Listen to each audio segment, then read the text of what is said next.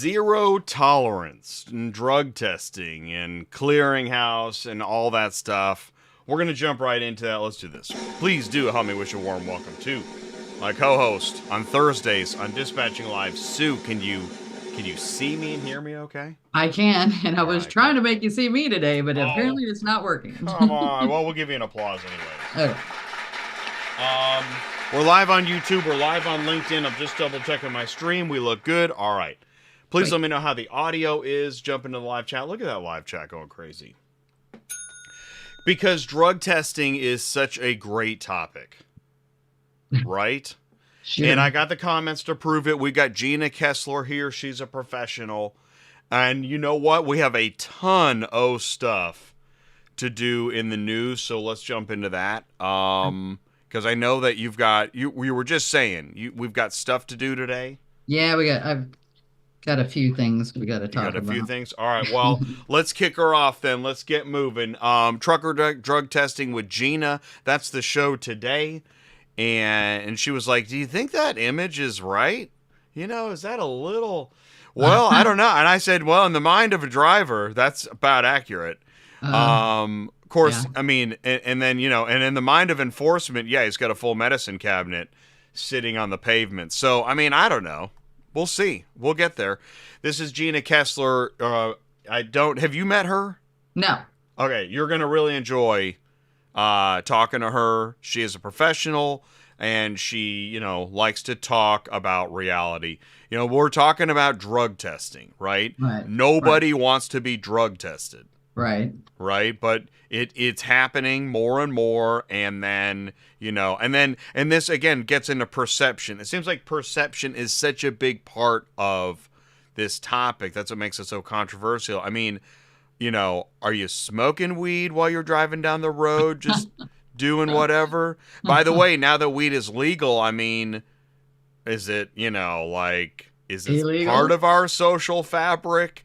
You know, and I mean, I've showed the legal claim, you know, lawyers aren't, you know, do you think she's a truck driver? Probably not.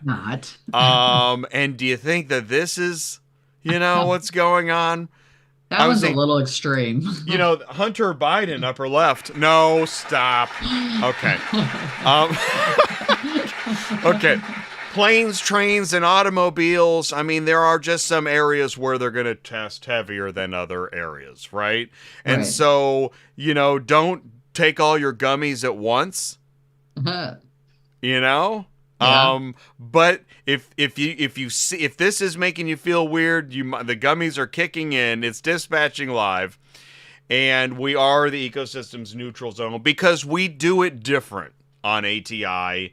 Now that there's 100 podcasts everywhere you look, we're going to be one of the ones that just calls it the way it is. Because we know, listen, let's be honest.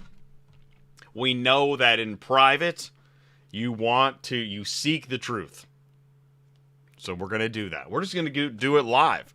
Live truth. Wow. No wonder you feel queasy. And this is the ecosystem. OEMs, dealers, auctions, brokers, carriers, equipment, regulations, remarketing. There is so much to talk about. And that's why I was just going through the time codes. This was a really good show last week with Dan. Yeah. And we covered a lot, like, are brokers necessary? Yeah. And the answer is yes. Yeah. Right? So. To the chagrin of, like, who thought we were going to say no? Right? Well, but I'm sure there's some people that wish the answer was no. Right? Yeah. And here's what's so amazing. Right now at NADA, everybody's gathering in Las Vegas for NADA for a big old week of OEM dealer services, you know, Super Bowl. And the car shipping businesses that are there to get business, and most of them are brokers. Right. And businesses will sign up with their services because do you think a franchise dealer wants to deal with logistics and being on the phone with the carrier in the middle of the night telling him he can't drop it? No. So the car hauling truth isn't that bad once you realize it's just reality. Auto Transport Community Media since 2017. I'll just keep saying it. Why not? So let's look at the truck. You sent me this. What is going on? I don't know. Made me wonder too. But I'm not going to draw a large conclusion, okay? No. But this is a JMN truck for sale. I mean, right? You got to sell older, I don't know. Well, they said they had a whole bunch of them for sale, though. It wasn't just one. All right. So it got your attention. Yeah. I mean, because I got like 50 emails for each driver, but it was multiple trucks for sale. Okay. It kind of made me think about what just happened to Vroom. So I was just like, and they're smaller the trucks Vroom. too, you see? Yes, the Vroom. Yeah. These almost look like your last leg. What do we call it? The last mile. Somebody at the terminal's like, "Are we getting vroomed? Are we?" Oh my God, that's gonna be new saying. Oh no, it won't. Get vroomed. Anyways, You get vroomed. Oh, come on. And and by the way, hey, time out. It's not funny. No. Here's why it's interesting. Because of the Carvana, right? The Carvana wave is so.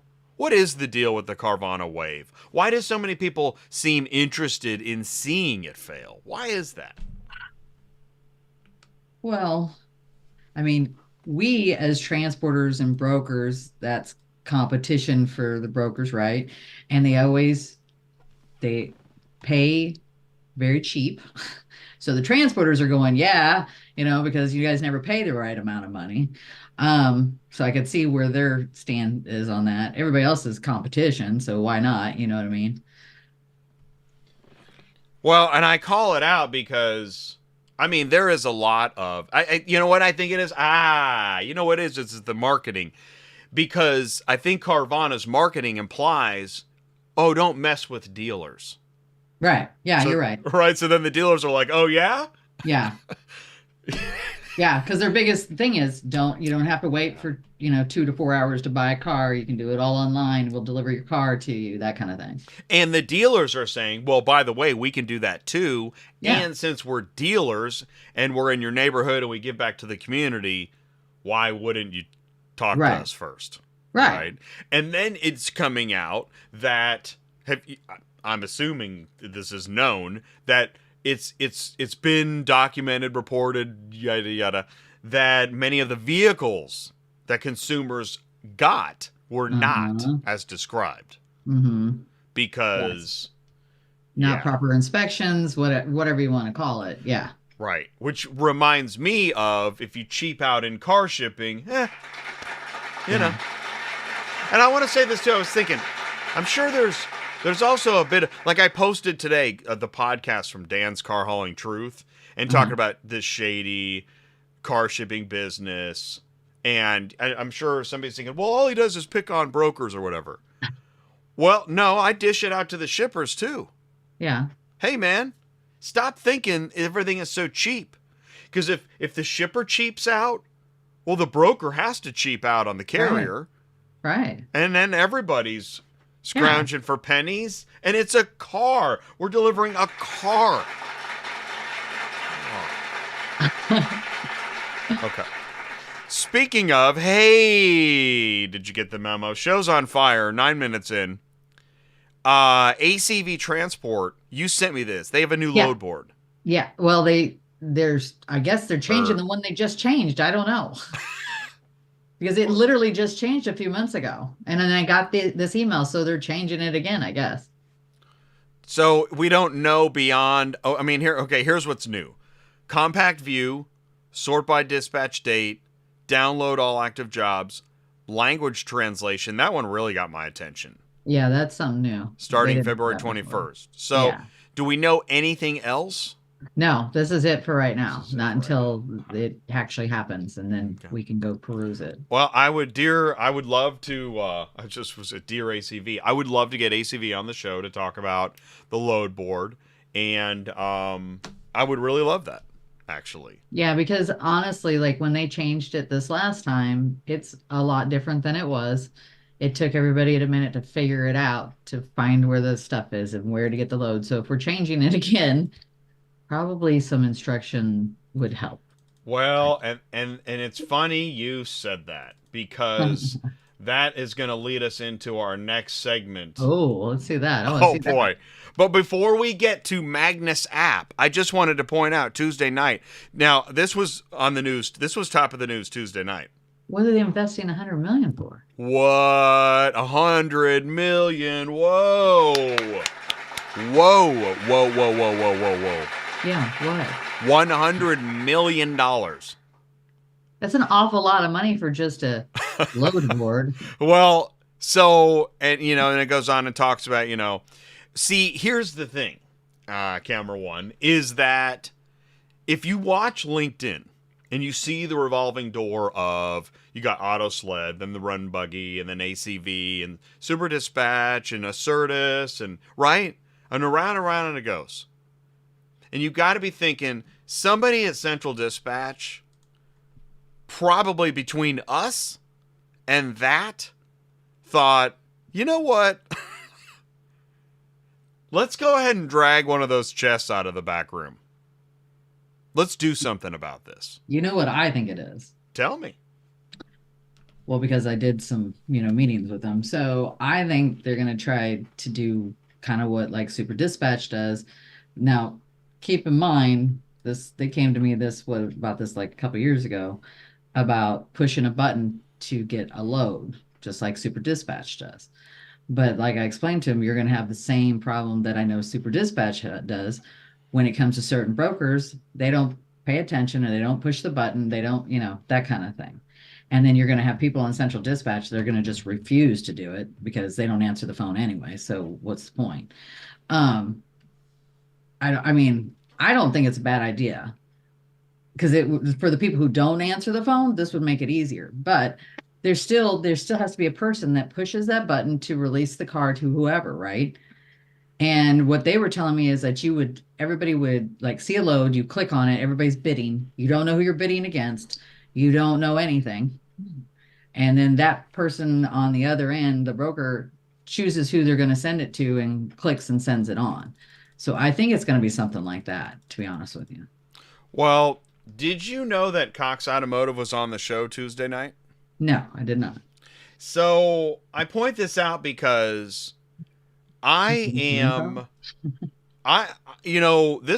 this show, the content here, I think goes through a lot of changes, adaptations, reality checks. And I do believe that, and when I read this, I believe it. Cox's ultimate plan is for Central Dispatch to offer everything shippers and carriers need to manage their transportation business in a single integrated platform. Everybody else is saying it. And where are the loads posted first? Central. So if everybody else, this is what I believe, if everybody else is going to be saying it, Central Dispatch is going to double down and say, you know what? We already have the loads. And if we make this investment, and I think it's not going to be just technology, it's staff and everything else. Yeah. If we do this right, we will own this space. Like we did in the old days. Right. Right? Right. So you've got carrier verification, new carrier mobile app. It says it right here, new carrier mobile app with inspection and electronic bill of lading, advanced pricing and market intelligence tools. Remember those tools we were talking about? Yeah. And a suite of APIs designed to enable greater connectivity. This could be it. This could be the big one. I don't know exactly, and I mean that in a good way. I think this is great. Do it. Yeah, but here's my problem with it. Okay. If they want us to use their eBOL, then we've got another freaking person that wants us to use their eBOL. When we have Super Dispatch, when we have Metro, when we have Magnus, it's getting to be ridiculous. Well, I'm with you. The thing is, waiting till 2024 is the reason why there are so many other players. This should have been done 10 years ago. Or whatever. Yeah. When this all started, I agree. But it's never too late. The greatest games are won in the fourth quarter. Well, there you go. And I'm in. Let's do this. Cox Automotive, come on ATI and talk about the great news, because I think it's great too. And the reason I think it's great is I'll tell you what, here's what we have in common. I'm tired of watching LinkedIn week after week and everybody on the spinner saying they've got it and they're the best and all this stuff. Dude, throw in, man. Let's do this. That's what I think. And I still want I want all the other companies to feel free to come on ATI. But there's this game going on, and I'm calling it out. They're calling it out. And that game is, we're the best, we're the ones, you need us. Well, it's not, come on, let's put up or shut up. So let's do this. Here we go. Who wants to play? Oh, this is the Magnus app. Now, Gina's in the waiting room, and I don't want to make her wait. So we're going to come back to Magnus app. We're going to need time. I'm telling you, it's a lot. Holy mackerel. It actually ate up so much prep time for the show, I was almost late getting in here. So do me a favor, stick around right after this. We're going to have Gina Kesler, and we're going to talk about trucker drug testing. Here we go. Stick around. We'll be right back. Are you completely stressed out from all the calls and the contracts and the verifications of loads where nobody ever answers the phone? Call Murphy Auto Dispatch Services today. Murphy Auto Dispatch Services has over 15 years in the transport industry. We are your office while you are on the road. We book, we verify, and we bill out your loads for you. We have an excellent accounting staff and an even better dispatch team. Give us a call today at 417-273-0021, or if you want to email me, it's murphyautotransport31@yahoo.com. Give us a call today.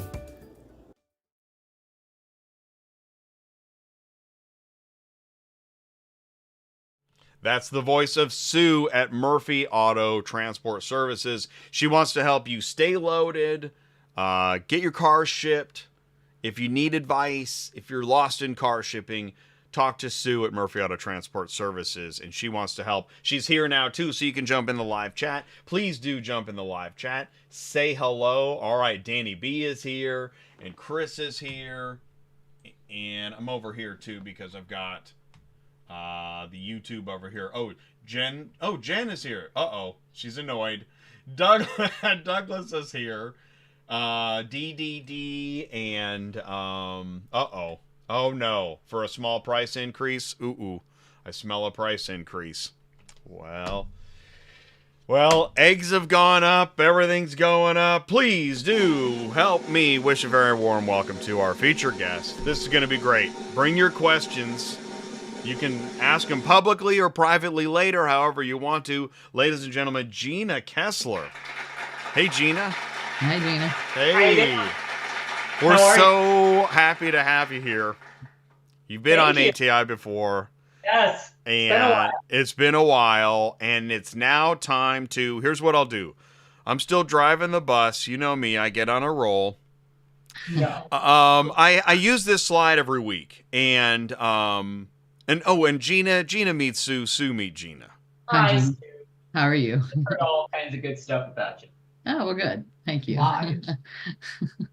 True enough. I'm gonna smack my sister. She's beside me saying it's all lies. So. All lies. It's all lies. So I say this every week. Welcome to Auto Transport, where you can do whatever you want. Yep, that's the truth. Okay. Now, that shouldn't be true, but we're just, come on, let's be honest. People do whatever they want, right? Yeah. And because they do whatever they want, we have a lot of drug compliance information to share.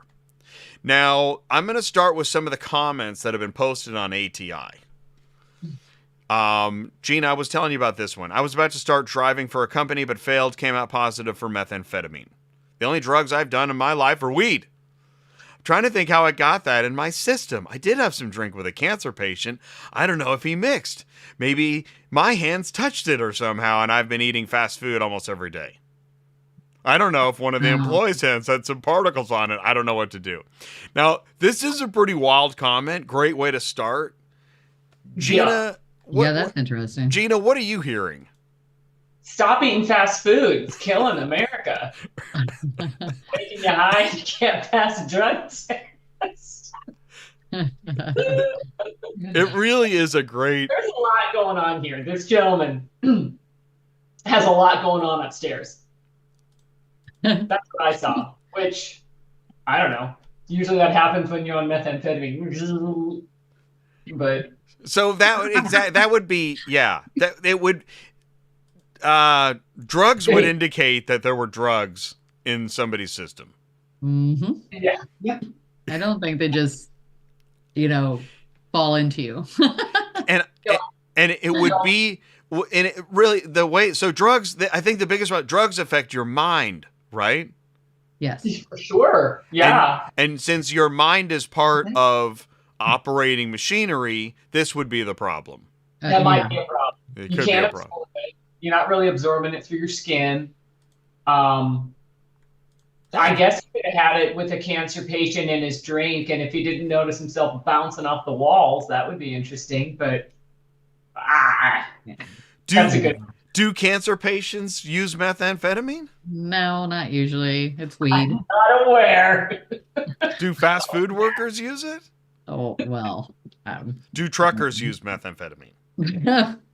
Well, some reports Apparently. do. This guy did. What happens?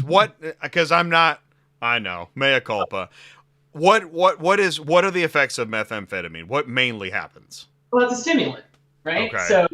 So if you think about drinking way too much coffee and you're kind of bouncing off, bouncing around the inside, times that by 1,000, and you're going to see somebody probably on methamphetamine. But it's a stimulant.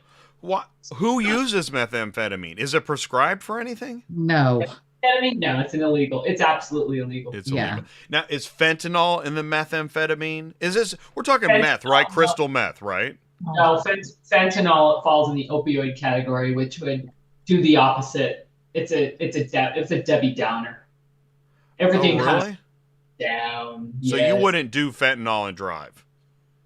No, wouldn't do any of that and drive. But I mean, fentanyl, you're going to land at probably feet under. But do you think fentanyl is a recreational drug in trucking? As far as no, Oh. I believe it. I'm going to answer that two ways. Yes, for some, but I believe that we're finding fentanyl as being an additional product added to some drug products without your knowledge. So I think sometimes that's how we're finding out. Right.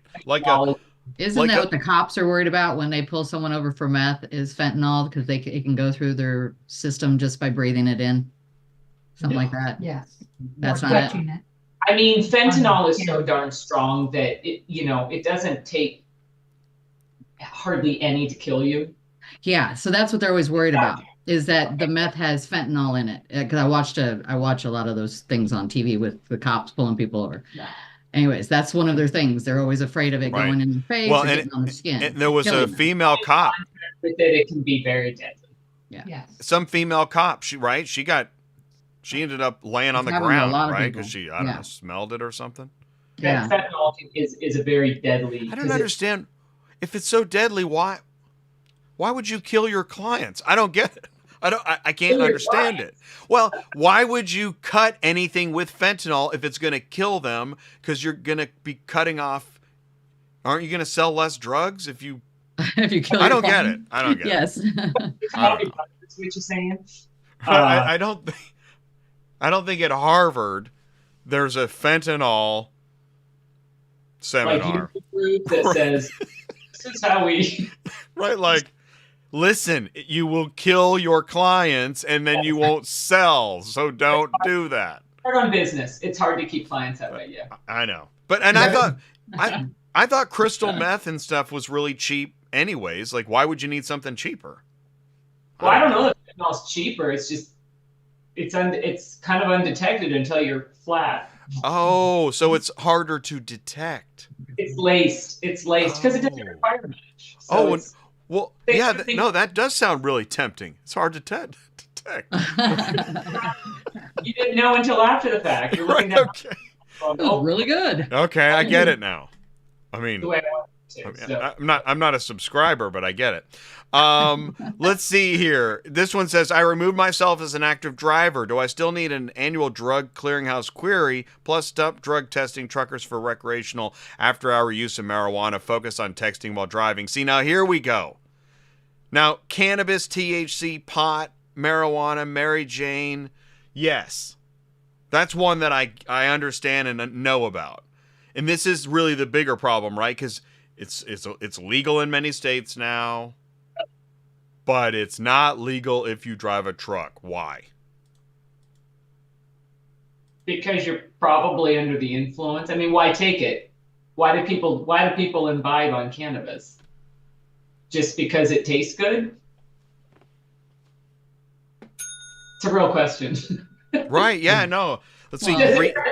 Green tea, black tea, herbal tea, pot. Yeah. But why?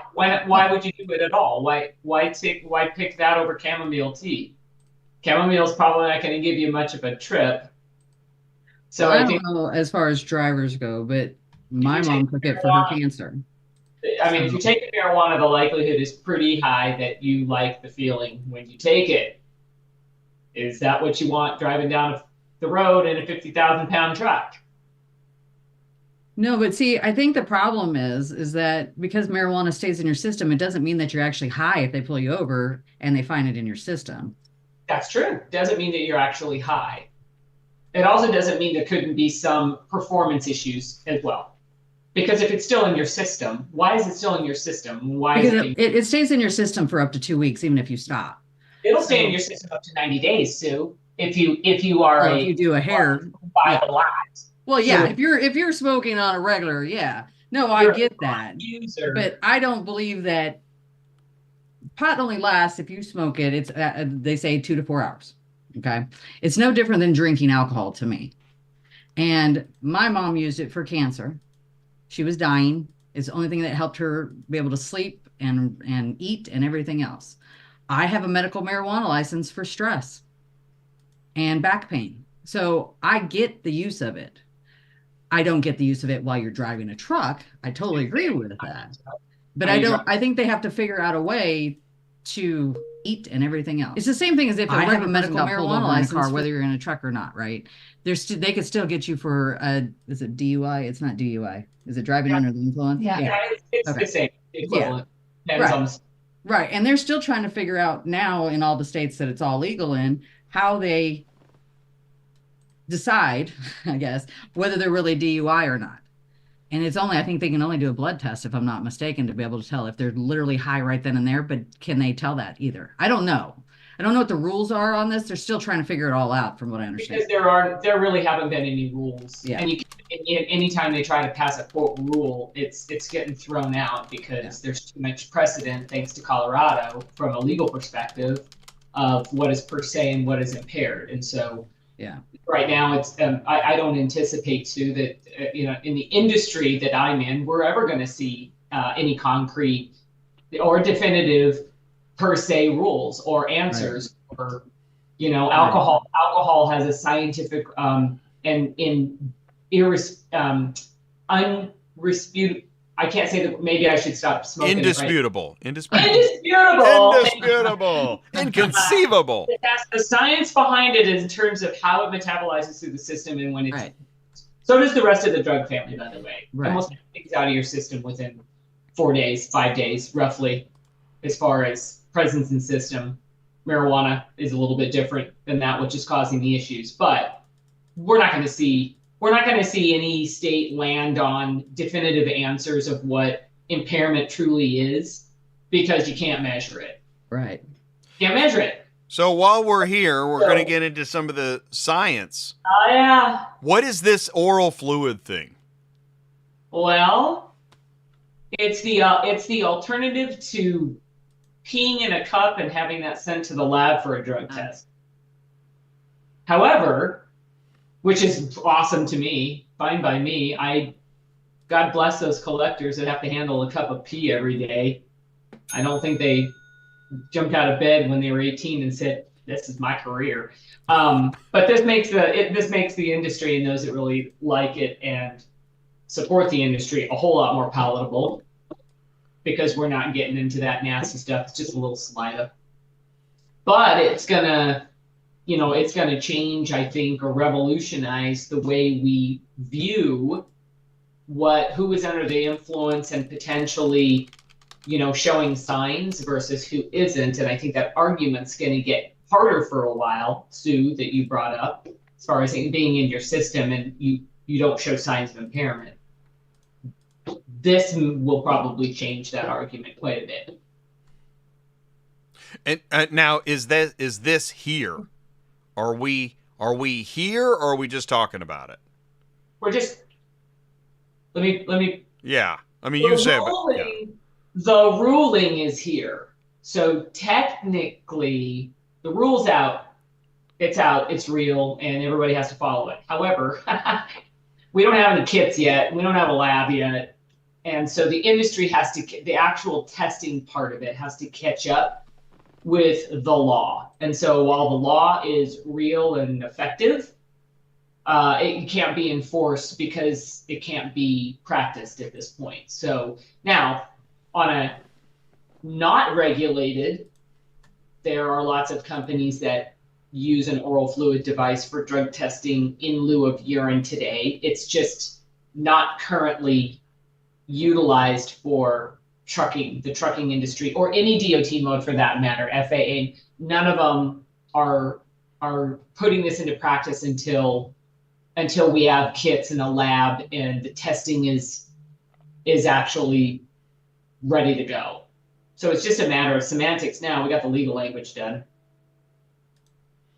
Right. Okay. The law's done. It's out. It's a law. It's part of it. Okay, so now let's go into I've got some information slides here. Anything we want to boring. Yeah, boring. So, yeah. I sent you this though because it's super interesting. This one's good. Yeah. Yeah, because Quest is like the first or second largest lab in the nation, or excuse me, in the world. They specifically mine all of the workplace drug testing data every year and slice it and dice it and parse it out and give it to those of us in the industry and employers that want to know and doctors that want to know. There's a myriad of places and people that want to know this stuff. Just to get an understanding of, the positivity rate, the reasons behind it, how they were tested, if they're federally regulated versus regular general workforce.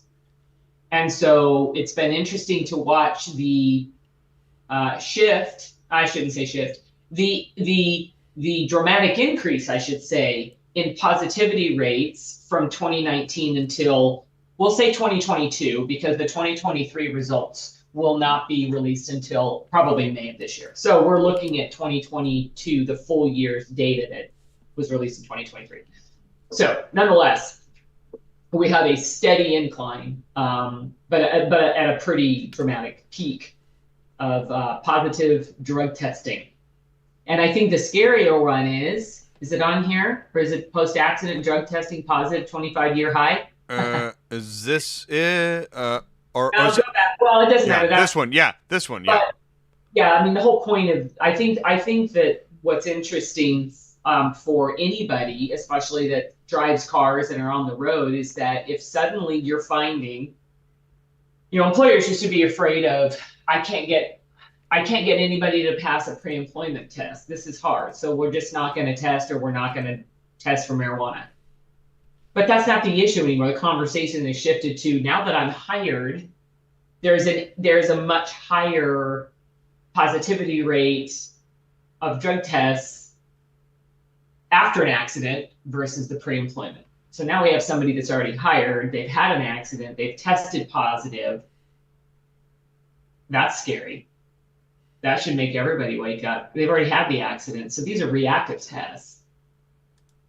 Ooh. And the numbers are going up. Numbers are going up. Okay, so that was since 2012 that the numbers are going up. Because I was hearing 2020, I was thinking, okay, between COVID and right? Because something happened to people during COVID. For sure. And I think we need to see in 2025 the numbers for 2024. So we can look at 2020 through 2024 to get what I think would be a good sort of, amount of time. But even 2023 numbers, we fully anticipate we've just seen this trajectory up. So yes, the positivity rate has skyrocketed in 2020 and 2021 and 2022 as compared to years prior, while everybody was sitting at home, stressed out, jobless. Right. Drinking, smoking, I mean, whatever. Right? I don't know. There might have been a lot of stress during those. Taking what? Horse tranquilizer. I mean, this is what happened to people. People watching the news afraid to go out because they might catch something in the air and kill them. There's a lot of stress going on, and then suddenly, how do we cope with that stress? Well, you can have marijuana and alcohol delivered to your door. Look at this. And I love how we came back. Look, we came back around. People use marijuana to relieve stress. It's not about just getting high. There is truth to that. I know that it's, it's the unfortunate, Al Gore's inconvenient truth. Sure, it's an inconvenient truth. But here's the thing. I also realize that has nothing to do with 80,000 pounds rolling down the freeway. Really? I get that. I totally get that. And I think that what's interesting, some drivers like to say, well, then let's drug test everybody on the road. Which I think there are people that'd be interested in that. I would, because I certainly... I mean, you imagine what if the American public was like, wait a minute, what? That would be nuts, but it would be equal for the driver. The driver would be like, yeah, welcome to my world. Right? Yeah. I'm in a state where it's legal, but I can't do it all the time because I got stuff to do. You? Yeah. You sitting at home. What are you talking about? No way, man. I'm live, dude. So, but my point is that I think what sucks too. Here's the problem, is that wouldn't it be great if somebody could design a gummy that after an hour or 30 minutes, it's out of your system and done, and you're good to go. Can we get that on the market? Possibly. If we go back to 1960s and we look at THC at about 2%. Good point. But I mean, wouldn't that help? Would the FMCSA clearinghouse be satisfied with that? Oh, he's just on that 30-minute gummy. He's all right. Well, it's not about minutes. It's about cutoff level. So they're measuring a certain cutoff level, right? So if you're below the cutoff level, it's not coming back in the lab. It's not positive.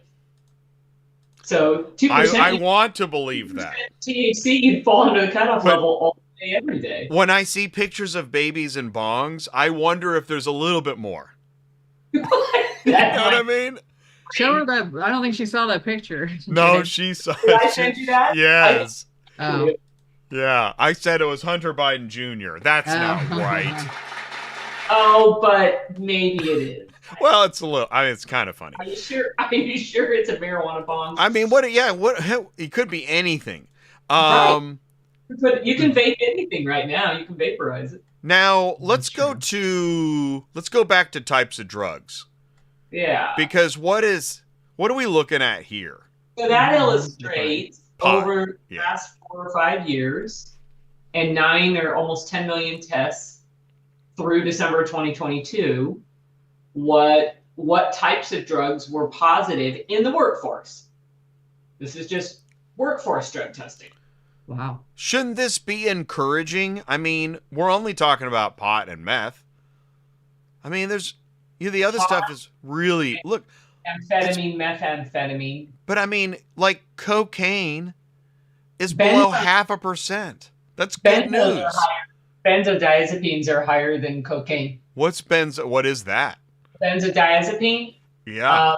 Usually it's prescribed drug, generally prescribed for like social anxiety or can't sleep at night, okay.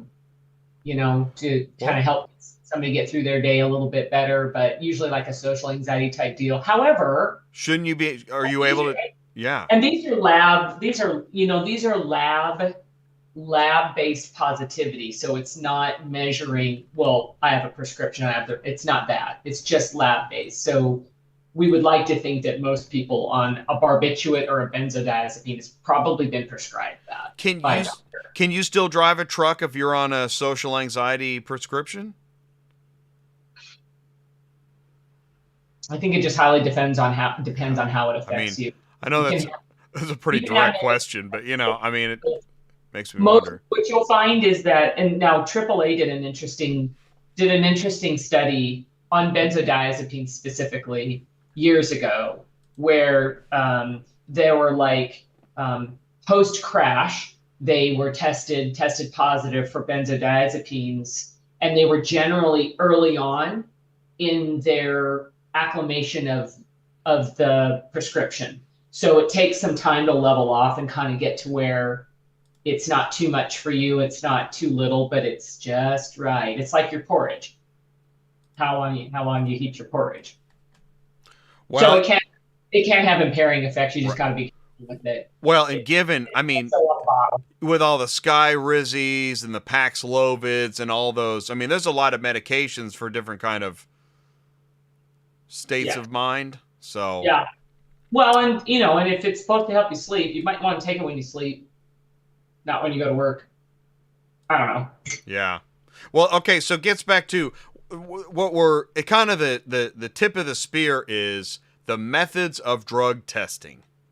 So you've got urine, which you're saying urine testing tests for drugs in your system in the past 24 to 72 hours. Well, if you're positive, you've probably had that drug in your system. Well said. Between 24 hours and 72 hours. Because think about where you're pulling it from, right? You would have had to ingest it, and your body's now starting to rid through urine, sweat, tears. But we're not measuring sweat and tears. We just collect a cup of your urine. So that's the traditional way, right? Most of your listeners, all of your listeners know that drug testing has been generally based on a urine test for the last 35, 40 years. Well, doesn't a urine test pick up THC even 2 weeks ago? It can, yeah. It can, right. And I guess is it zero tolerance? Any amount is too much? If it's picked up based on the certain cutoff levels, in federal testing, if it comes back positive, it's positive. At least the way the law reads today. Right, in federal, which would cover clearinghouse, right? In non-regulated businesses, employers that don't deal with the DOT,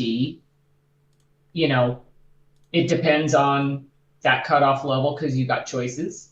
It depends on if you even test for it. And then the employer has to make the decision on what to do then. Again, you pointed out that states have legalized. I sit in Arizona. We have a much stronger marijuana law here than we do recreational law with regards to what employers may or may not do around discipline and termination. It's pretty much silent. We can do whatever we want from the recreational law perspective. So if we want to term because somebody tests positive for marijuana, we can do that without any issues. That's not the case with the medical side. So it depends on the state, it depends on the laws, and depends on what the employer's values are and what they're doing and what their policy states. So that's an entirely different, that becomes, just a completely moving variable decision. Well, versus federal is pretty cut and dry. On the compliance side, there's more and more pressure on employers to have a zero tolerance policy, right? And randomly drug test? No? Well, we've seen that shift years ago. Oh, yeah. Zero tolerance is almost gone. Even in DOT, they're saying you test positive, you got to pull them off safety sensitive, but you have options. The employer, they're silent. They're not telling the employer to terminate them. They're just stating you got to pull them off of safety. You can't drive a truck until you go see a substance abuse professional and you get the help that you need to keep you off that drug. So if the employer's like, all right, do you want to just do desk work? Sure. Pull them off safety sensitive, doesn't mean they have to terminate them. Make sense? So we've actually seen a lot of employers move away from that entirely. Okay, but I see what you're saying. So you're not fired, but you have to go through a substance abuse program, SAP. See, Sue, when you hear substance abuse program, I mean, I think you got to be thinking some of what I'm thinking, which is this. Listen, if you're a driver, you had some gummies at a party. Right. You get popped. Right. And you're thinking, I got to go through a substance abuse program? I don't have a problem. I took some gummies at a party. Do you have another like brochure that I can go through? But we can't just assume that because we don't know, right? I don't know if you don't have a problem or you just was enough, you just got caught on a one-off. So a substance abuse professional is going to have that conversation with them and to kind of determine where they're at. And it doesn't necessarily. You think a substance abuse program?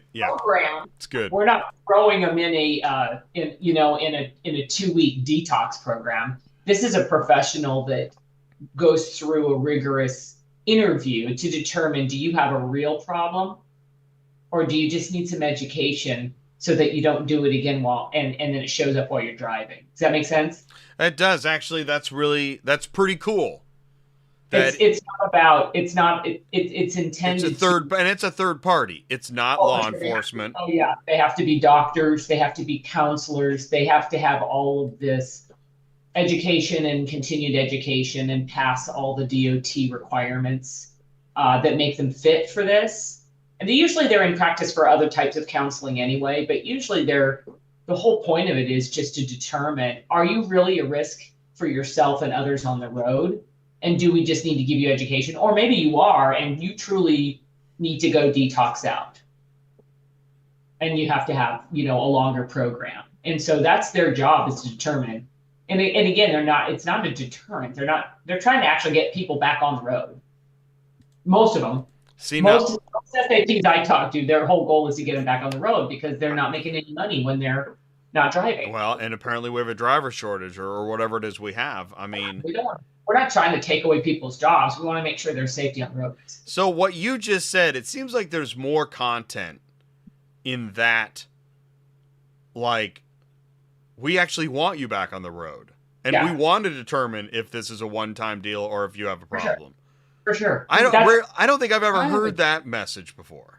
And that's why I say the zero tolerance sort of ideology probably left the building about 7 to 8 to 10 years ago, broadly. Now I'm sure there's some employers that still feel very strongly, but even among the employers that I've worked with or done some policy work with, for the majority of the time, it's not always reasonable to just say you're out, because sometimes we make choices that got ahead of ourselves.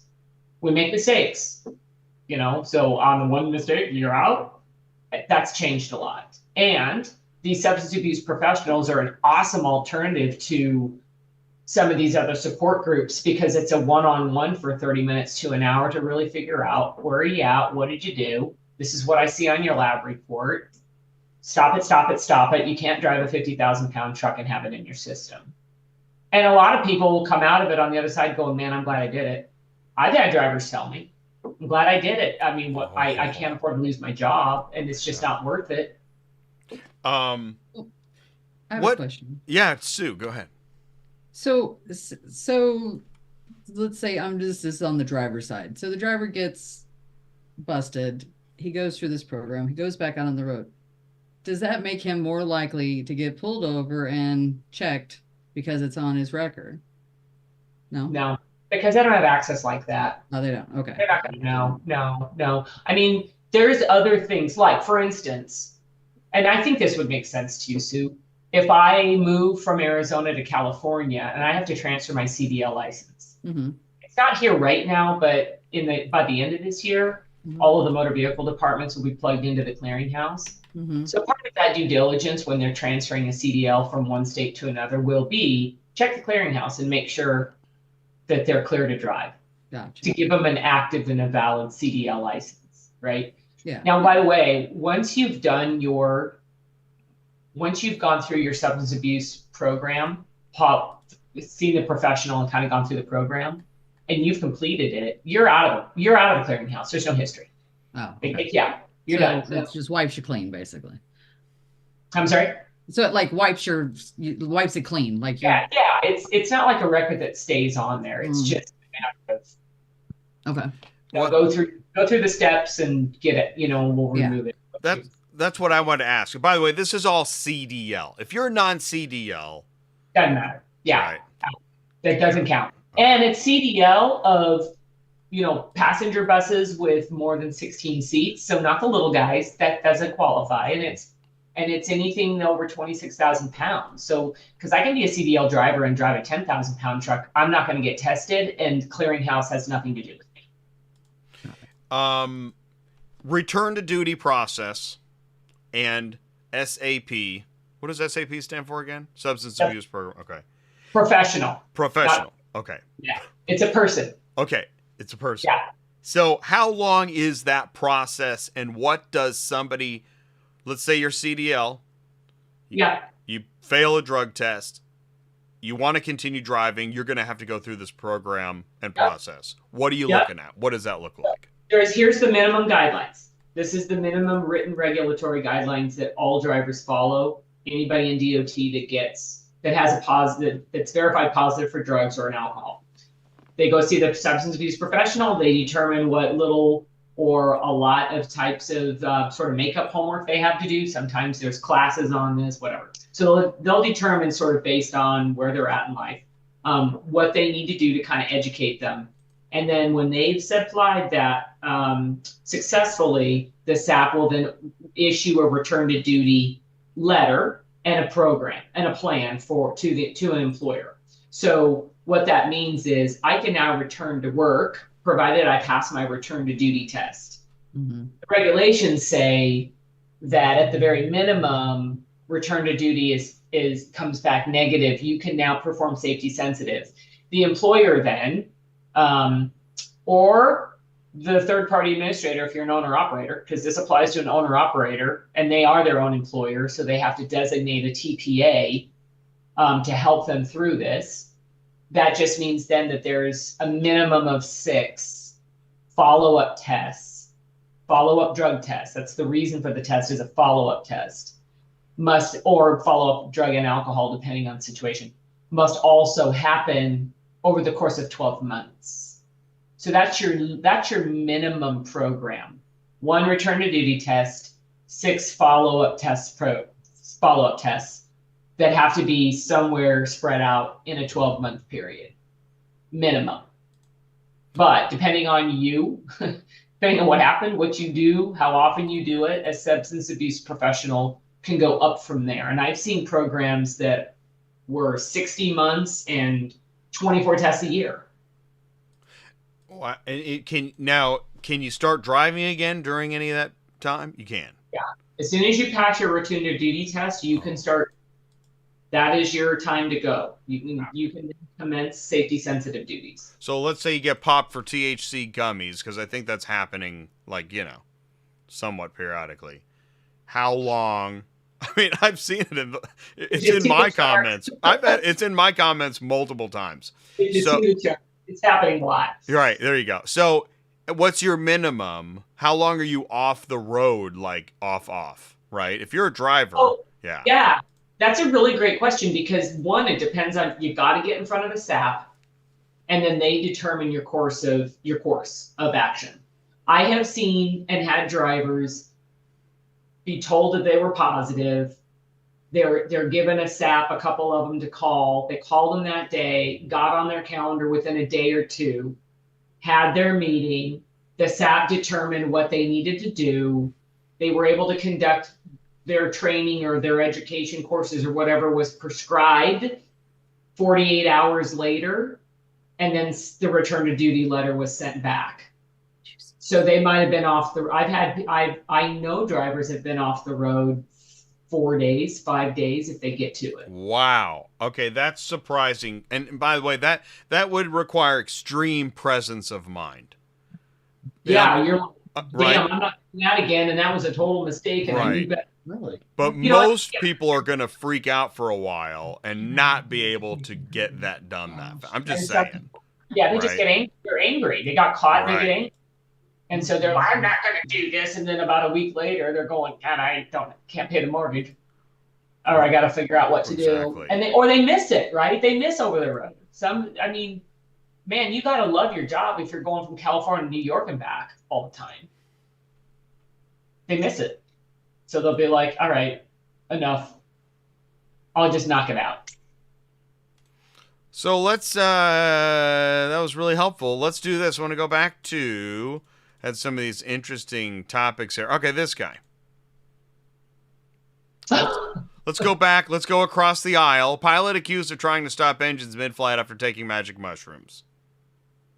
Now, this is kind of your worst case scenario. And what I wanted to know is I found it. It's in the article. He took the psychedelics around a campfire 2 days earlier, which he'd never taken before.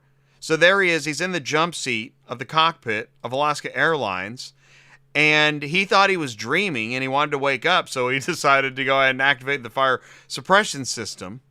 Now, I didn't know that mushrooms could last 2 days. Me neither. Honestly, I've never heard of that. This is not my forte. Right. I do not know. I know a lot about you saw the graph. I know quite a bit of it. Right. Well, let's go over to, so this is what's interesting. I thought this was recent, but this is 2017, but it recently got dredged up. Drug-fueled trucker drives 3,000 miles nonstop listening to Motley Crue. No, not that. Acting erratically, and he's on methamphetamines. Yeah. He tried to put his credit card in the fuel tank. He apparently got locked out of it. You'd be better off around the campfire. He was whacked out on crystal meth, LSD, and cocaine. Man, that's a lot. Yeah. Oh, wait, crystal meth? How did he even do this? Wait, LSD? Who mixes LSD with anything? What? I've never heard of that. Well, I don't know, unless he had no idea what he was mixing, right? Did the load get delivered? I mean, that's the question. Did he make his destination? Right? I want to know if he got paid. Now, these are worst case scenarios, but we know, see, this is the problem. All you got to do is say, what? There were scenarios that ended in tragedy or had a tragic outcome, right? So when you say worst case scenario, is it the worst case scenario of the number of drugs in their system? Because I can tell you, people have multiple drugs in their system every day they test for them. They just didn't have an accident. And this gets us to the preventative side of random drug testing. To prevent worst case scenario. Yes, to try and minimize that risk. Yeah. Which I think you know a lot about like random drug testing and whatnot, right? Yeah. Tell us something. I don't know anything about that. So tell us. So it's a program. So like we talked about, the substance abuse professional, take a return to duty, you have 6 follow-up tests minimum. That's a program. Random testing is also a program. So you, let's say a driver, motor carrier employer has 100 drivers. They've got their 100 drivers in what we call a pool. Every quarter, a percentage of that pool, as it is pulled for drugs and for alcohol. And the motor carriers example, they require 50% of the pool to be tested for drugs in the year. So we now parse that down, right? 50% turns into about 12 drivers a quarter that must be tested. But every time we run the random selection, we refresh the pool. People that have been terminated come out of the pool. People that have come on as new employees are added. And then once we have a clean pool at that moment, we run another selection. So everybody has equal opportunity of being selected every time we make a selection. That's what makes it random. And now these are legal. This is more of a legal defensibility thing.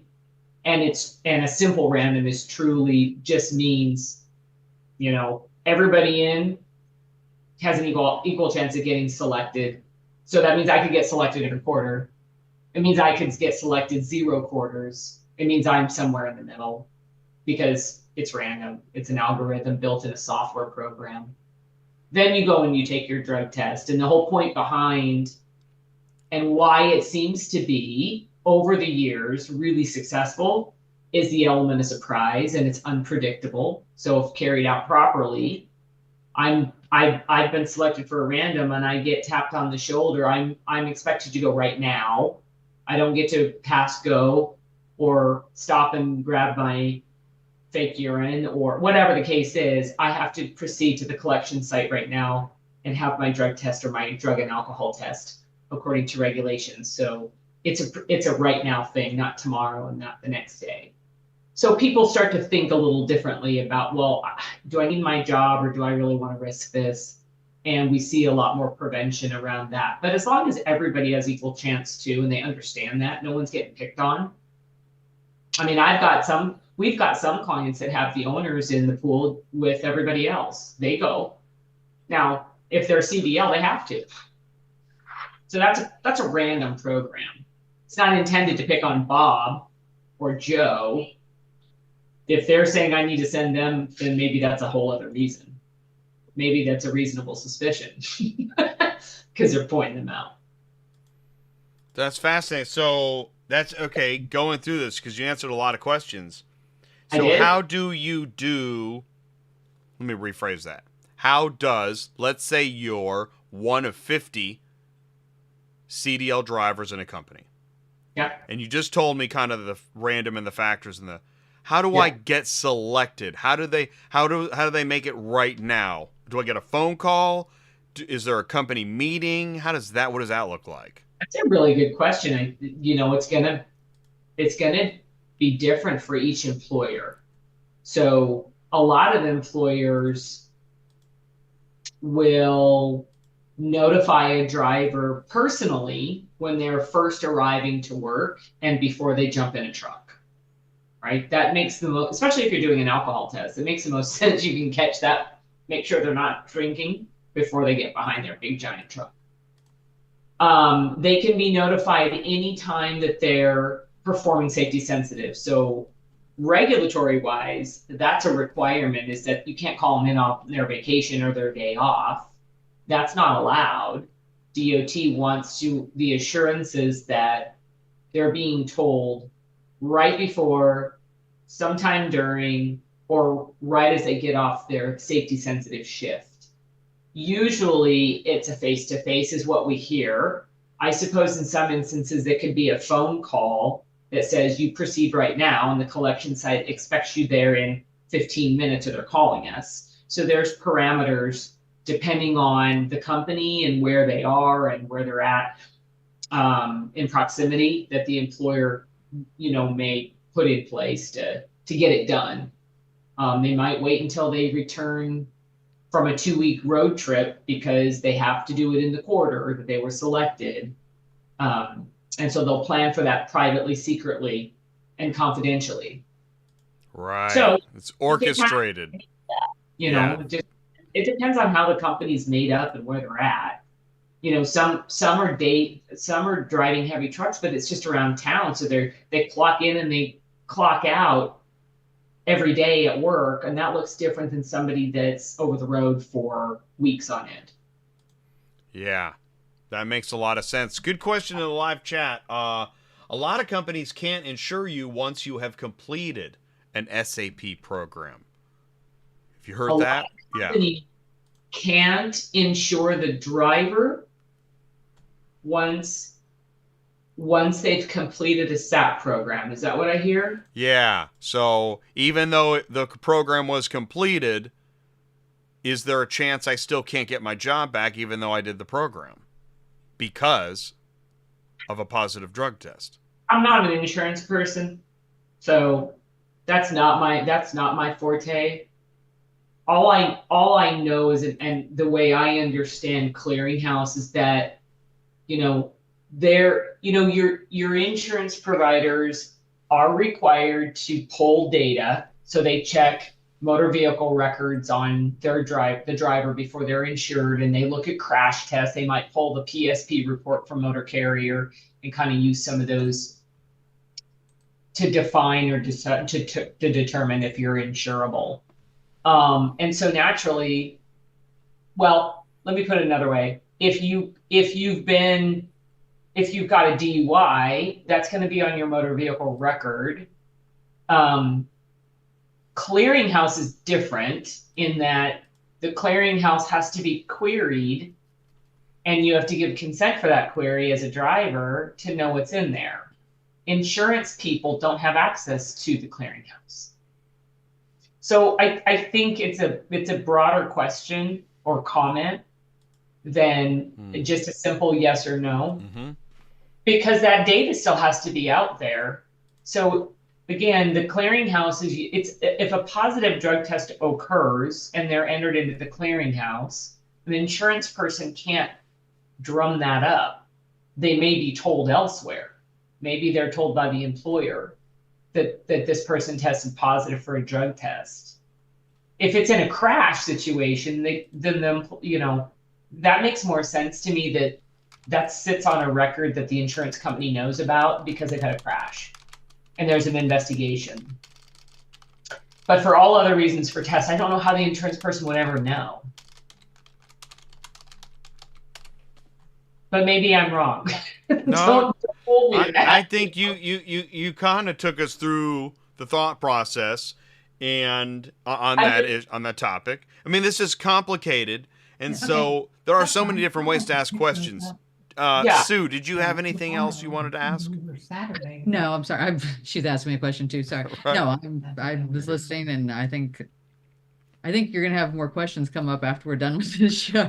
And that's what I want. I know that. Listen, thank you, live chat. Okay. But I know that if you got it, and this is what I saw in the live chat, is that if you ask a drug question, you probably have a follow-up, meaning it's personal, right? Yeah. When you are asking a drug-related question, it's personal, and you have a follow-up, maybe 2 follow-ups, maybe 3 follow-ups. And I think there's a real thirst for answers when it comes to drug testing and on a personal level. I think it's like a suicide hotline. People would rather be able to call a phone number, ask questions anonymously, and just do that. And I would much rather they do it through your show. Yeah. And you tap into somebody like me or my resources. Right. Just going to your Google machine. Exactly. And stuff that doesn't necessarily make it the correct answer. I want to help facilitate. And that's why I'm trying to I try to talk about everything in a real manner. Because it's weird how reality gets left out of so many conversations. And this one requires a lot of reality because, that's a lot of pressure. Well, and there's situations that you can't necessarily cover in one sentence question, especially if it's regulated, because you got a bigger agency dictating your life, right? They're telling you can't do drugs. And if so, then this happens. And these are the scenarios. It's way different than a regular employer, because then just an employer has a policy and you got to kind of figure that out. And I think what also psychically, the issue that you could still drink a case of beer and watch TV all day, and then 2 days later, you're good to go. But if you have a gummy bear, I mean, and I think that gets to people, I hear you. Yep, I do. Psychologically. And don't think it doesn't get to other people that are on the other side, right? Employers are struggling with this too.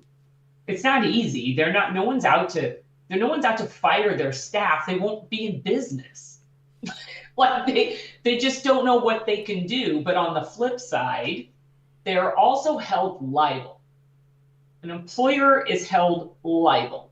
So if somebody shows up under the influence, causes an accident, and hurts somebody else, the employer has to pay for all that.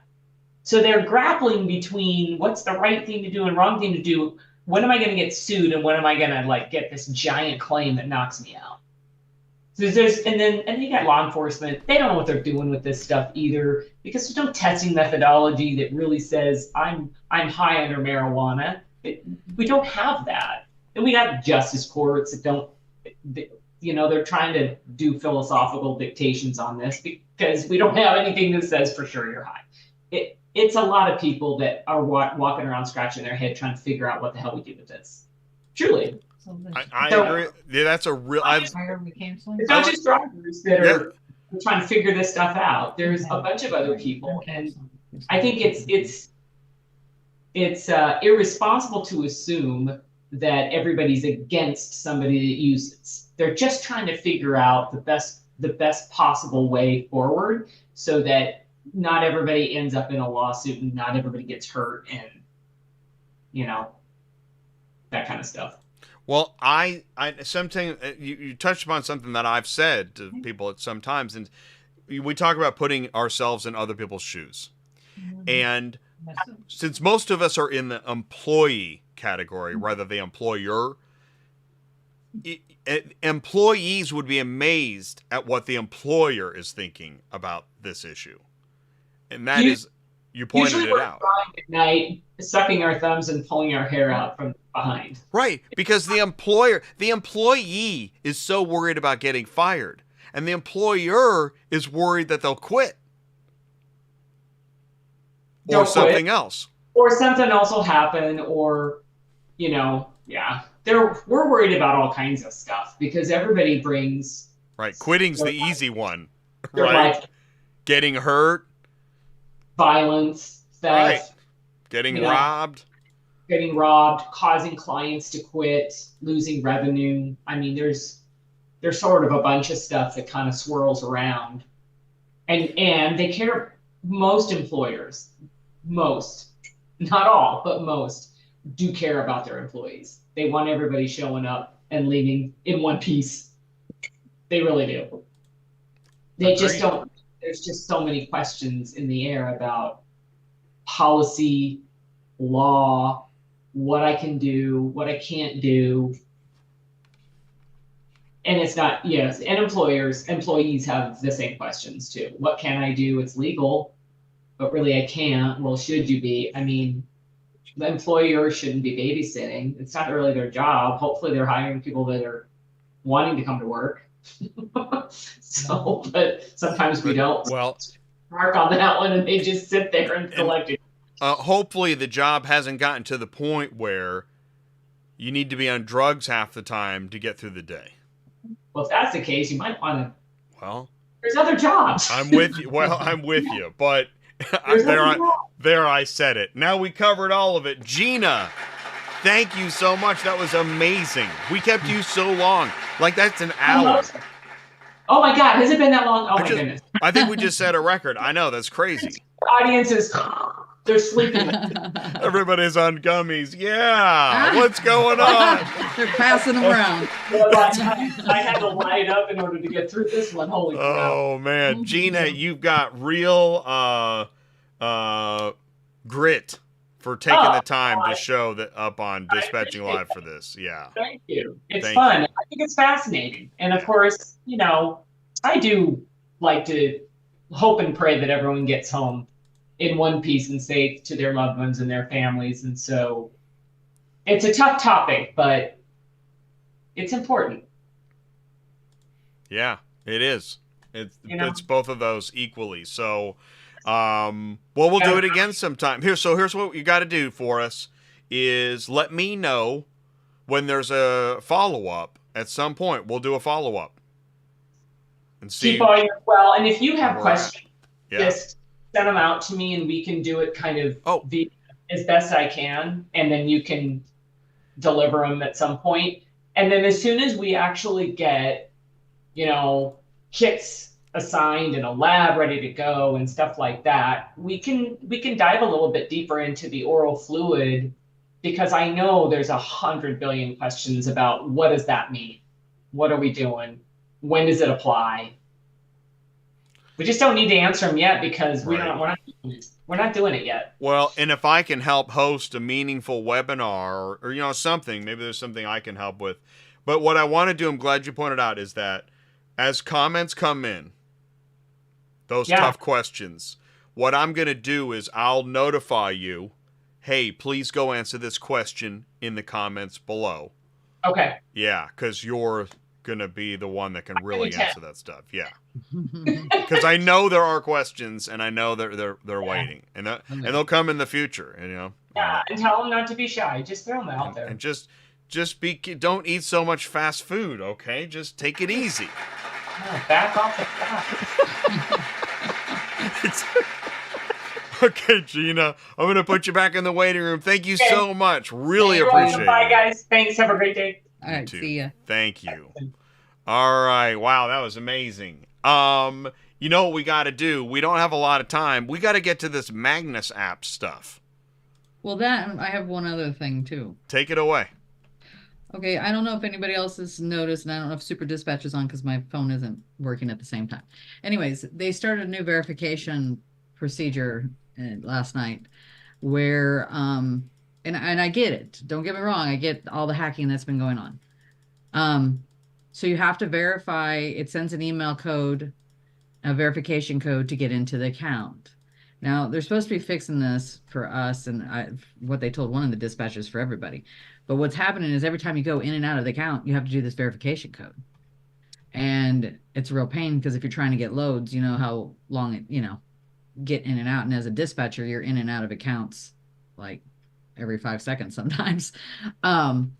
So I know Brittany was working on it last night. I know she's still working on it right now they're going to stop it to where every time you click in and out, you're not having to do the verification code. So if everybody's having problems with it, that's what's going on, and they're working on it. But I don't know if any of us were informed of this or not. It all happened last night at 5 o'clock, 4 o'clock. I don't know. We were all having a meltdown. Sounds frustrating. Well, because we couldn't even get into the accounts at first. At first, it just said, kept saying error. And you're trying to book loads, right? Were you able to search? Well, I was trying to get a load on the board for one of my drivers that was pulling into Mount Juliet, and it happened right as I got the load, so I couldn't put it on his load board. And so it took about an hour before we got the verification thing. And she said they had just done it, but they were having issues. And maybe they wanted to do it after 4 o'clock. But a lot of us work later than that. So it all freaked us all out because the three of us were trying to put loads on the board for our drivers and none of us could do anything. Finally got it to work at, what was it, almost 7:30? 7:30 last night. Well, if anyone's seeing anything on this issue, please do put it in the live chat. And Fast Eddie, I'm sorry, I didn't see the question. He asked if a LEO needs probable cause. Let's see, what's LEO? Law enforcement officer needs probable cause to request drug tests. How is the clearinghouse not a Fourth Amendment violation? That's a good question. Well, I tell you. I would never, I mean, they do any other time. The general public has no idea how often the Constitution gets trampled. Oh, well, yeah. Do you watch those shows? It's all the time. They call it? All the time. Jay, what's it called? Where they go and they tape and record. Oh, yeah, the gotcha shows. It's called, not monitoring. I can't remember what it's called. But anyways, they're all over the internet where people are doing this stuff. And a lot of it is to do with probable cause and whether they can actually do what they say they're doing and all that stuff. And most of the cops don't even realize that they can't do a lot of the stuff that they do. Oh, well, I'm guessing that isn't cops, but hey, what's up, 7Cs? All right, here's what we got to do, really. All right, buckle in. We got to go into the Magnus app. Yeah. All right, this is the longest. Yeah, and this is for Proficient only. There's other people that use Magnus app, but Proficient is the only one saying all of this plus $50 per VIN if you don't use it. This is not a knock against any company or technology. It's just that I was amazed at how much there is to get through. Yeah. So let's try. Yeah. Because as of today, you have to do this or you will be. Do you get charged $50 a VIN? Yep, fined Okay. per All right. $50 per VIN. All right, here we go. Okay, so step 1, get the Magnus app. Mm-hmm. Here's how you download the app. Use your install code. Okay, that's fine. All right, sounds cool. And they send that all to you. Great. You click open, and you're going to get this PDF, and you're going to go through it. Yeah. And you allow, you got to allow location. All right. Yeah, while you're using that. Okay. And here's the install code, enter the code. Everybody has the same install code, I guess? I don't know. I don't know. I don't know either. They do for Magnus? This and is for Proficient. This doesn't matter. Oh, United Road has a different one as well. All right. And the driver and the password is the same. I thought that was interesting too. Okay, now click allow on the notifications. Okay. Now, and then I guess it's repeated. I don't know. Required, I don't know. Okay. Now, finish vehicle loading. Find your loads, view your loads, load your vehicle, submit a load. So you got to go through the menu. Mm-hmm. And by the way, this is all in a PDF that I thought, well, at what point in the PDF is the carrier now frustrated? Probably the first page. Right? Because, and then you got to, okay, click refresh, scan the VIN. I'm logged in. Okay, I will say that most people it's hauled for Proficient usually know? grab. They know how to do this? Yeah, most of them do. And I will also say that Proficient is not only making you do this, but you also have to fill out a new whole carrier packet and insurance and everything else. They're sending them out to everybody. I thought the driver estimated pay was cool. Is that normal? I know, I never. Right? It's Why would on that- there? You can see your pay. That's kind of cool. Yeah, I don't know. I've never used the app, so. Let's see here. Now, we got to accept or decline. Oh, the load itself, I guess? Oh, Do I want to haul this, maybe? yeah. And now I'm going to view the load. VIN scan. And then I see all these instructions. Navigate. Phone number. Show notes. Scheduled pickup. Cancel. Load. Delete. Okay. And then this is that screen. Navigate to. By the way, how does this stack up to other apps? Is this easy? Is this, I don't know.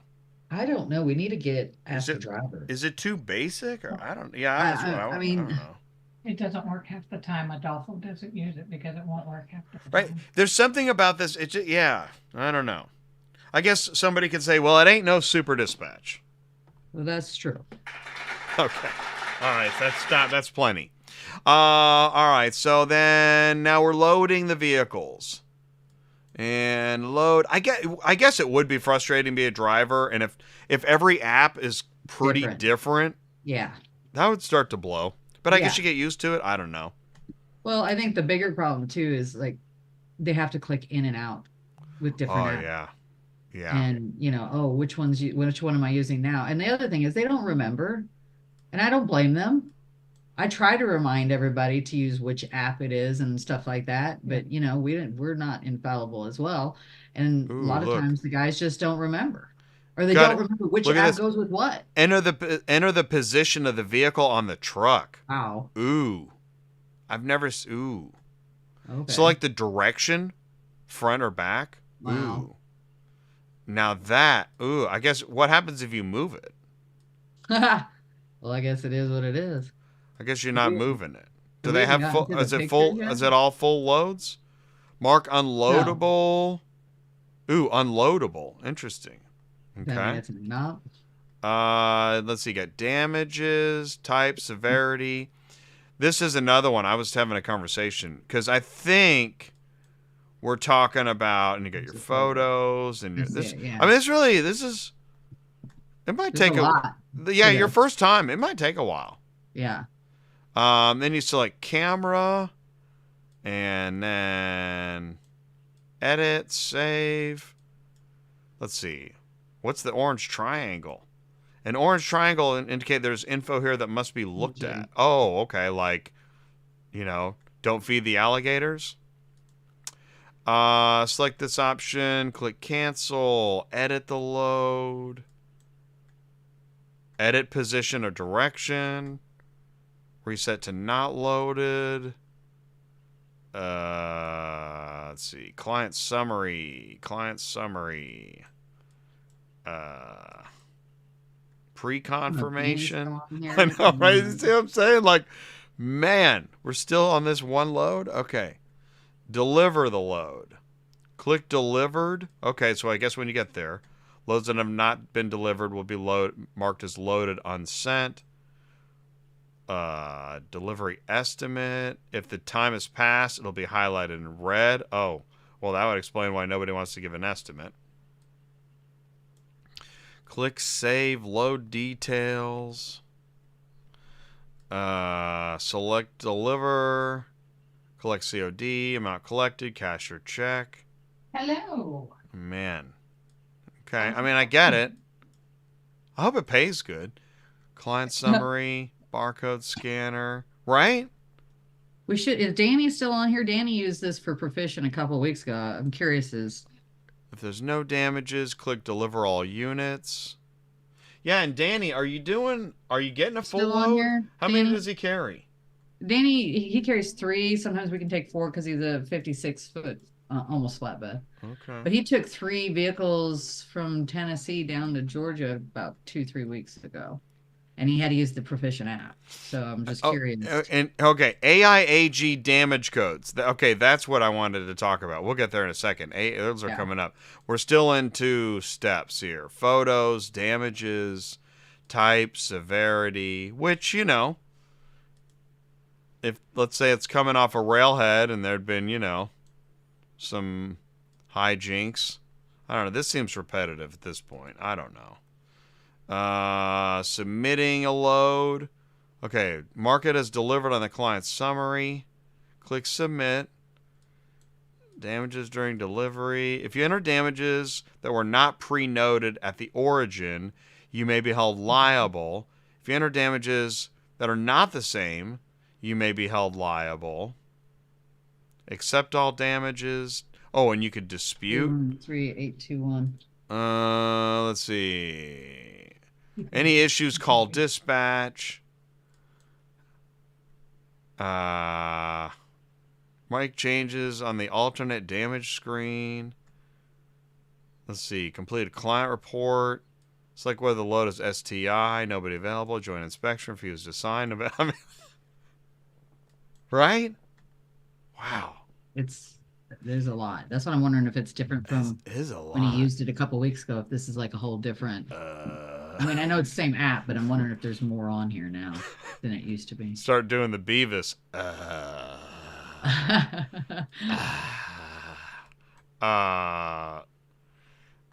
just want to get to the AI age. Here we go. Here's the AI age. Okay, so you know, you've got first. I would think most drivers keep a copy of this in their truck. I would, but well, when we're dealing with the used car market, you don't need this. Right. But if you're hauling a new car, you need to know what this is, and it's different. You don't just walk around the car, mark an S everywhere. Yeah. Yeah, you gotta mark the damage area code, like so where. Then you have damage type, and then you have damage severity. And I just like how they've got centimeters and inches. Yeah, they got little rulers that's here. Cool because some of them have like if your scratch is over a certain length, you can't take the car and stuff like that. But I mean, this alone could take you a little while. Oh yeah, especially if you don't know what you're looking for on that. Right, you're like, man, where's the? It is alphabetical though, isn't it? So the damage area is I guess it is. Antenna, battery. Well, that's all one. Bumper. I mean, you got to check the wipers is 59. So let's see. We got one of the wipers has a scuff, so that'd be 59.9. And then what's the severity of the scuff? That's pretty. I'll go with a 1. Yeah. What do you say, Bob? 1 or 2? You know, I mean, you know me, I'm always adding a little extra, but this is a lot. And then here's some tips and tricks, in case you want to read some more. All pre-existing damages must be noted prior to loading. Always read all yard instructions. Make sure to get pre-existing damages verified. Okay. All right. Right. The carrier's like, hey, what about that Copart car you were looking at? Let's just do that one. Oh my God. Right. It's an all-day adventure. There's this page about a check and damages, and I mean, but you can learn a lot. Here's what's cool, and that's the point of this show, is that learn a lot. We want you to learn a lot. I mean, whatever it is that you're doing. You know, I know that there's a lot of awesome TikToks that you're missing right now. But in between those awesome TikToks, because, I mean, how many avocado recipes do you need? There is a little bit of news to be gathered. I didn't even get to look at this one. Did you see this? FMCSA plans to remove 15,000 medical examiner certifications. And I'm like, what? Because many of them just failed to log into their accounts. So you're not alone. Right? How do you like that?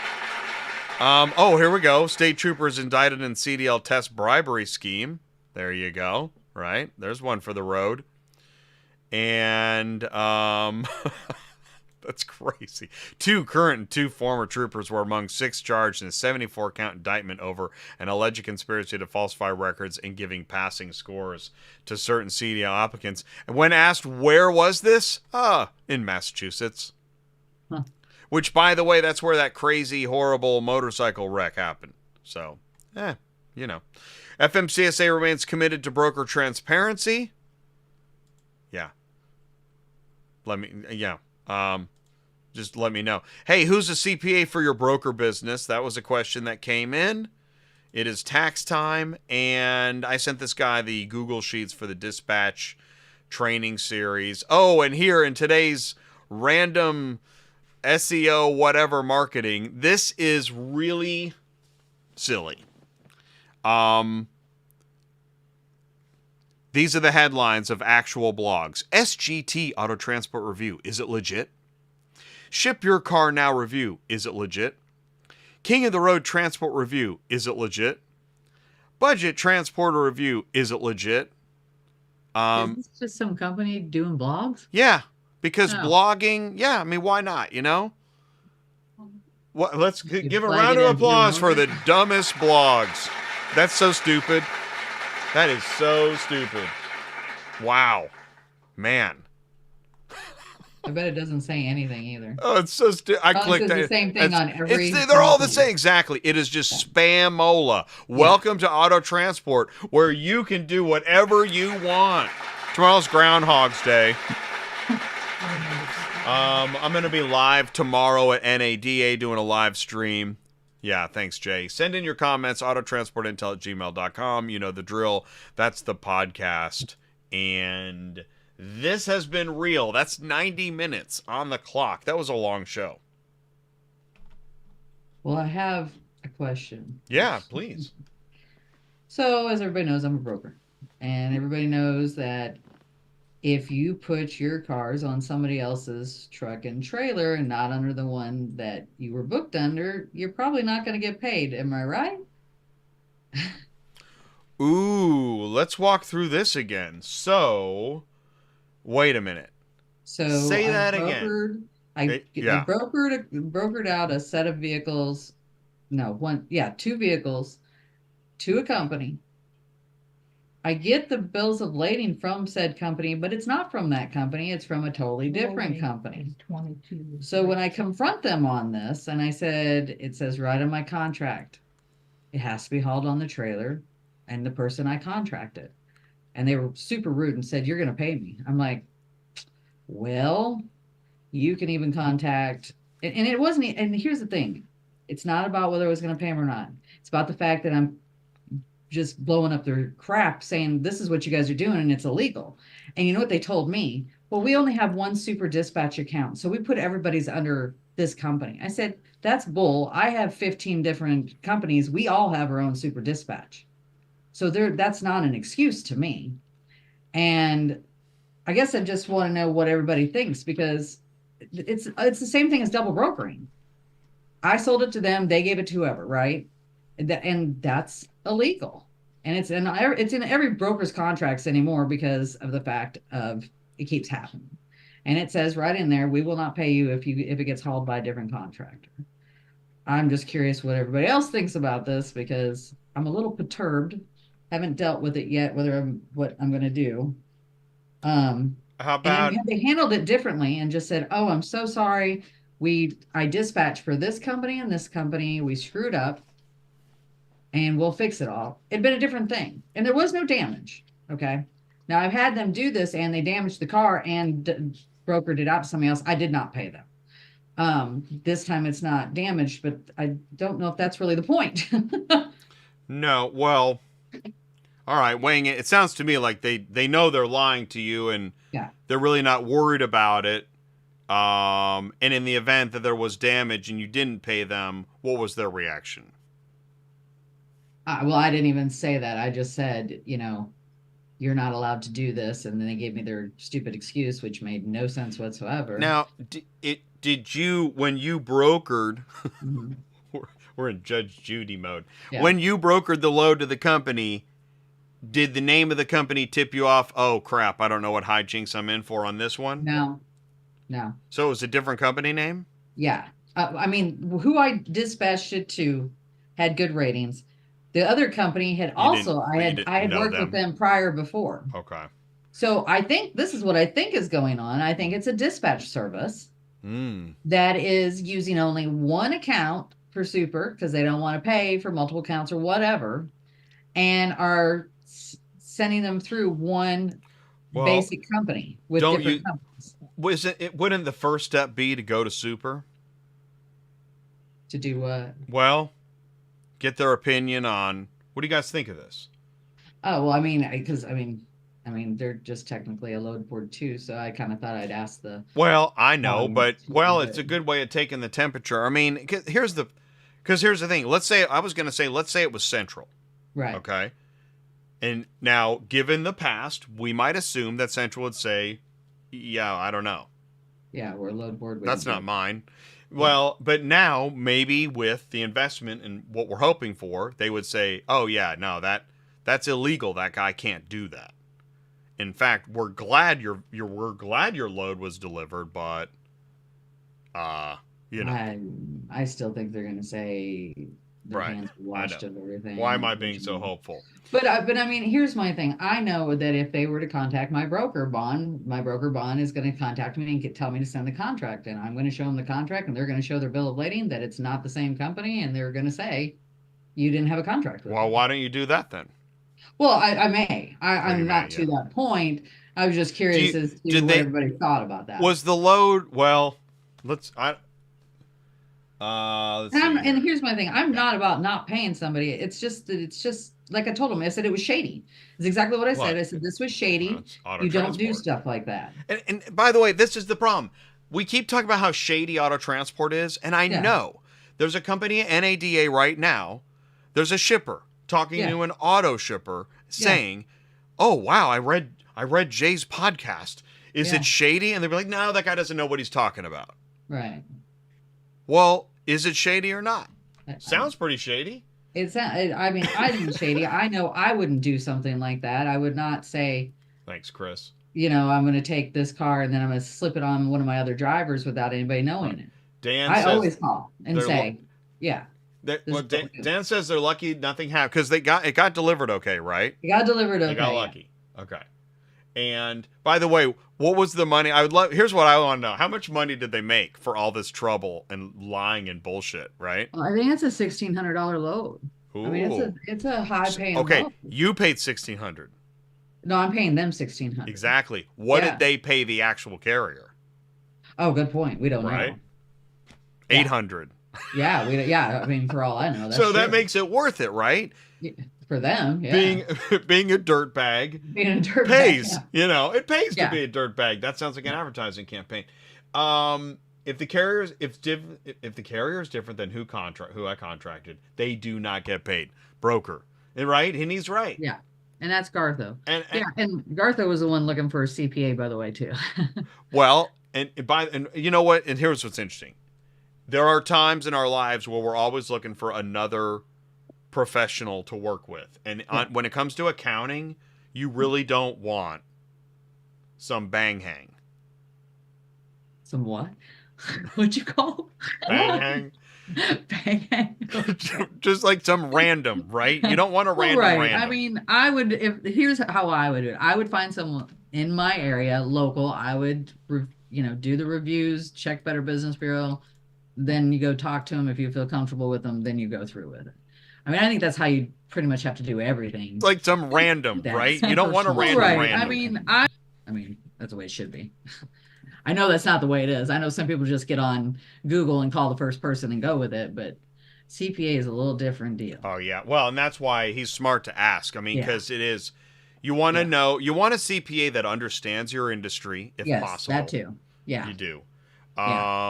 You also want a CPA that understands tax law. That's going to be good. And you also want a CPA that acts like a real person. Right. I agree. To some degree. You also want a CPA that's accessible. That we're like, well, I can make an appointment. We can do a 15-minute appointment on March 31st at, 2 a.m. Well, that sucks. And I've also done the walk-in stuff, and I hated that. Yeah. Where you go to like a mini mall and you walk in. Yeah, Walmart. That stuff sucks. Don't do it. Yeah. Yeah. That blows. Yeah. Yeah. Because actually the bill is the same and you have no idea what just happened. True that. Yeah. Yeah. So I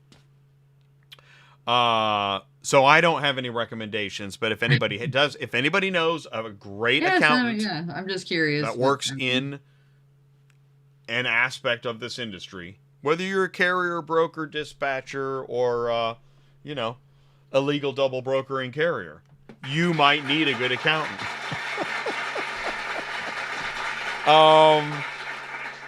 This was a great show. We really learned a lot, and I don't know if we can keep doing this. I don't know if we keep cranking out these great shows. I feel like we're gonna. We are? Oh, we are. Okay, good. Yes, of course we can. Okay, good. Okay, awesome. Sweet. Okay, well then let's do this. Let's wrap it up. That was a great day. Please put your comments below. I really do. I want to see those. I want to see this show, today's show, help some people navigate what I think is a pretty tough topic. But, because just what Nancy Reagan, just say no. I don't know. Mm-hmm. Sure. Whatever. But we know that's not reality. Reality is you're watching the football game with 3 of your buddies and those guys end up frozen in the backyard. You know that story? Have you heard this story? No, let's hear this one. 4 guys. This is in our neighborhood, Zoo.